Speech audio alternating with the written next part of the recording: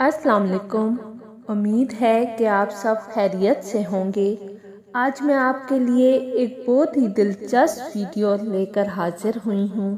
اس video کا موضوع ہے قارون کون تھا، اس کا خزانہ کتنا تھا، قارون نے ایسا کون سا ڈراؤنا کام کیا جس کی وجہ سے زمین کے عذاب نے اسے پکڑ لیا۔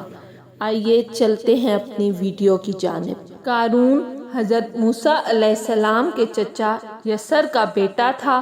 بہت ہی شکیل اور خوبصورت آدمی تھا، اسی لیے لوگ اس کے حسن و جمال سے متاثر ہو کر اس کو منور کہا کرتے تھے۔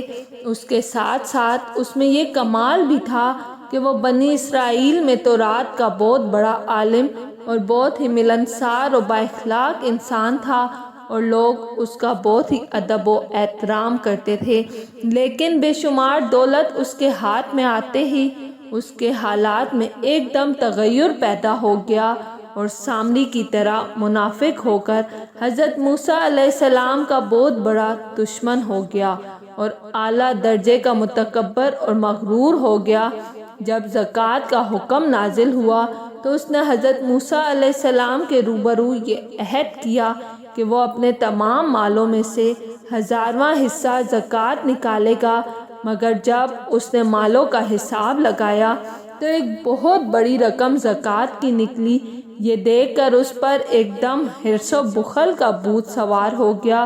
وہ نہ صرف زکوٰۃ کا منکر ہوا بلکہ عام طور پر بنی اسرائیل کو بہکانے لگا کہ حضرت موسیٰ علیہ السلام اس بہانے تمہارے مالوں کو لے لینا چاہتے ہیں، یہاں تک کہ حضرت موسیٰ علیہ السلام لوگوں کو برگشتہ کرنے کے لیے اس خبیث نے یہ گندی اور گھناؤنی چال چلی کہ ایک عورت کو بہت زیادہ مال و دولت دے کر آمادہ کر لیا کہ وہ آپ پر بدکاری کا الزام لگائے۔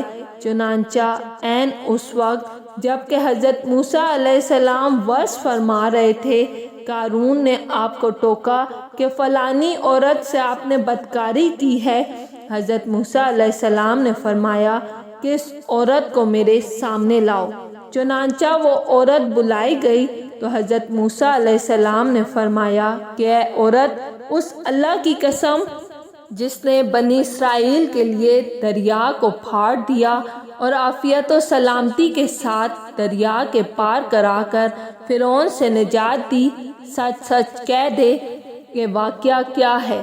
حضرت موسیٰ علیہ السلام کے جلال سے عورت سہم کر کانپنے لگی اور اس نے مجمع عام میں صاف صاف کہہ دیا کہ اللہ عز و جل کے نبی، مجھ کو قارون نے کثیر دولت دے کر آپ پر بہتان لگانے کے لیے آمادہ کیا ہے۔ اس وقت حضرت موسیٰ علیہ السلام آپ دیدہ ہو کر سجدہ شکر میں گر پڑے اور بحالت سجدہ آپ نے یہ دعا مانگی، یا اللہ، قارون پر اپنا قہر و غضب نازل فرما دے۔ پھر آپ نے مجمع سے فرمایا کہ جو قارون کا ساتھی ہے وہ قارون کے ساتھ ٹھہرا رہے، اور جو میرا ساتھی ہے وہ قارون سے جدا ہو جائے۔ چنانچہ 2 خبیثوں کے سوا تمام بنی اسرائیل قارون سے الگ ہو گئے۔ پھر حضرت موسیٰ علیہ السلام نے زمین کو حکم دیا کہ اے زمین، تو اس کو پکڑ لے، تو قارون ایک دم گھٹنوں تک زمین میں دھنس گیا۔ پھر آپ نے دوبارہ زمین سے یہی فرمایا تو وہ کمر تک زمین میں دھنس گیا۔ یہ دیکھ کر قارون رونے لگا اور بلبلانے لگا اور قرابت و رشتہ داری کا واسطہ دینے لگا، مگر آپ نے کوئی التفات نہ فرمایا، یہاں تک کہ وہ بالکل زمین میں دھنس گیا۔ 2 منحوس آدمی جو قارون کے ساتھی ہوئے تھے لوگوں سے کہنے لگے کہ حضرت موسیٰ علیہ السلام نے قارون کو اس لیے دھنسا دیا ہے تاکہ قارون کے مکان اور اس کے خزانوں پر خود قبضہ کر لیں۔ تو آپ نے اللہ تعالیٰ سے دعا مانگی کہ قارون کا مکان اور خزانہ زمین میں دھنس جائے۔